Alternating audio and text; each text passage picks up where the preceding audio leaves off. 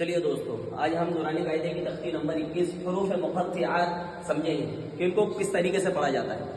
ان کا قاعدہ تو کچھ نہیں ہے، لیکن اتنا ہے کہ نیچے دیے گئے حرف کو الگ الگ کر کے پڑھنا ہے، اور ان کے جو نون ہے اس میں گننا ہوگا، آخر میں ان کا جو نون پڑھا جائے گا اس کے اندر گننا ہوگا۔ دوسری بات کہ ان کے بارے میں ایک بات مشہور ہے کہ گھر کے اندر لٹکانا ہے نا، تعویذ وغیرہ کے جیسے لٹکانا، اس سے خیر و برکت آتی ہے، آصف وغیرہ سے حفاظت رہتی ہے۔ ایسی کوئی بات حدیث سے ان کے متعلق ثابت نہیں ہے، ٹھیک ہے۔ ہاں، یہ قرآن کریم کے حرف ہے تو اللہ رب العزت نے ان کے اندر برکت رکھی ہے نا، یہ اجر کا سبب ہے ان کا پڑھنا، اور ان کے اندر برکت بھی رکھی ہے۔ 29 جگہوں پر قرآن کریم کے اندر یہ آتے ہیں، ٹھیک ہے۔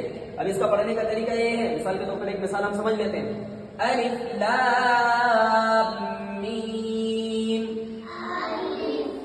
آپ پڑھیے نا، ٹھیک ہے۔